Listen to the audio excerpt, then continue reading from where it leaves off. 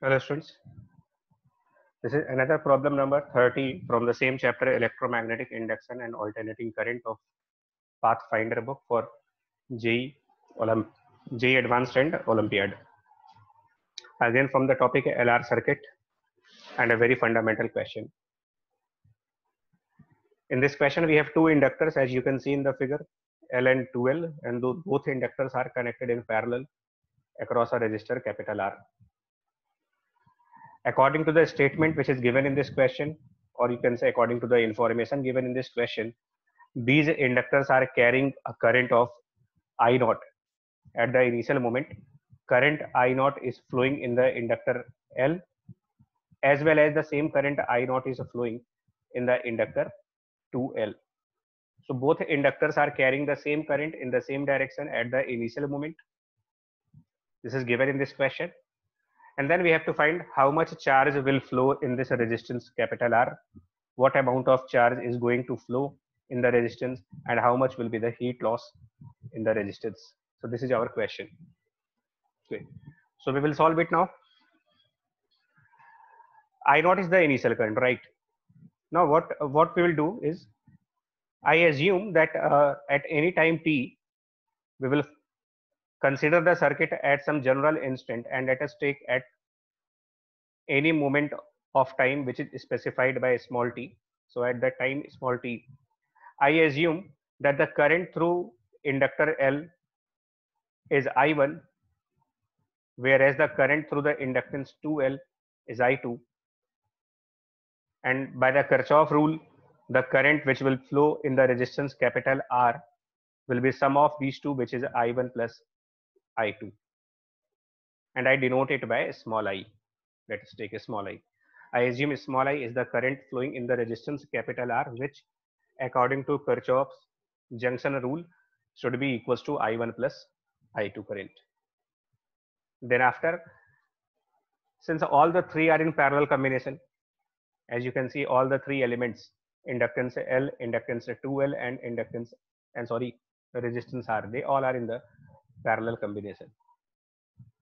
So if I assume this point as capital A and another point as capital B, and then the potential difference between point A and point B along the three branches can be written as L di1 by dt, L di1 by dt equal to minus times of I into capital R. That is the first equation. Okay, so this equation is obtained by considering this branch of inductance and then the branch of resistance. In other words, you can say it a loop equation. You can call it a loop equation for this bigger loop, which consists of inductance L and the resistance capital R. And then I will follow another route, which is via inductance 2L and then the resistance R. This is my second loop equation, which goes through the inductance 2L and returns via resistance capital R. And equation for this loop can be written as 2 times of L and di2 by dt equal to minus of I into R. That is your second equation. Okay. Now the solution part, or you can say calculation part. I will multiply equation 1.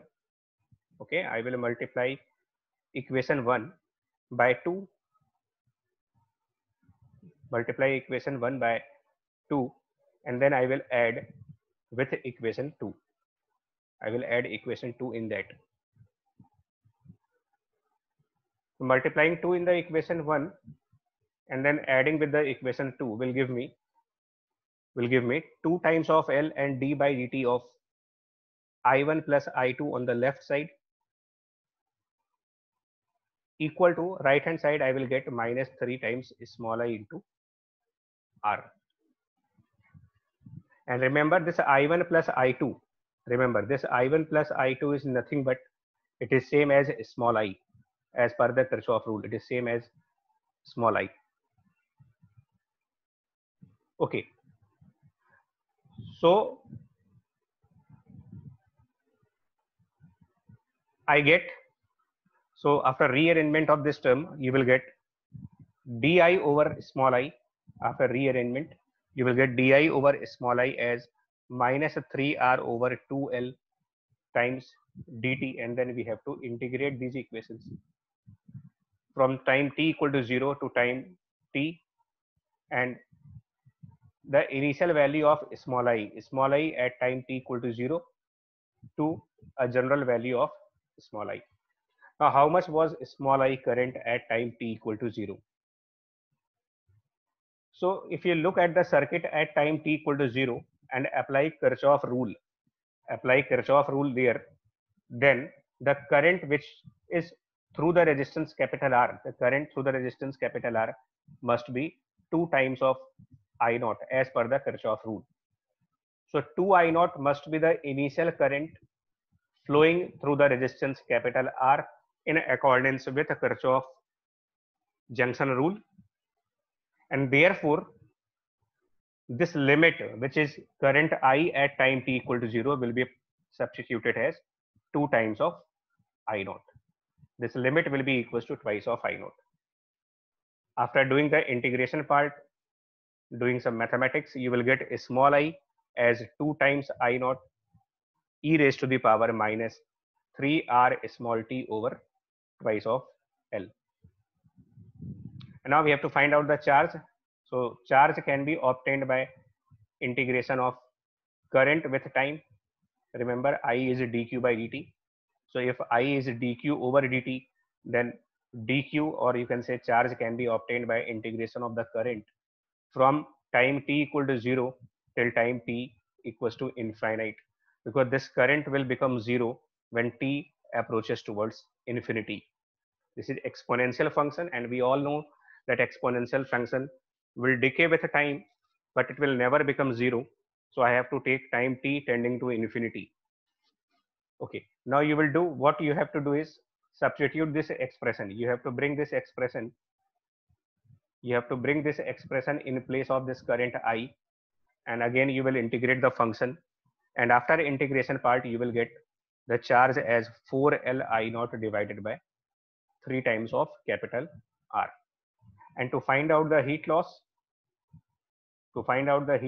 in the resistance capital R, again you have to integrate I square R, which is the power rate of heat loss, times dt, I square R dt from time 0 to time infinite.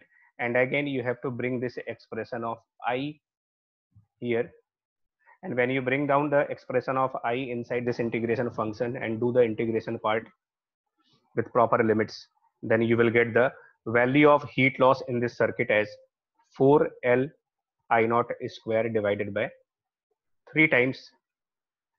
Okay, 4L I naught square divided by 3 times. So these two, the charge and heat loss is now calculated as required in this question part. Right? Hope this problem is clear to you. We will come up with some more questions on RL circuit and LC circuit in our next videos. Till then, take care.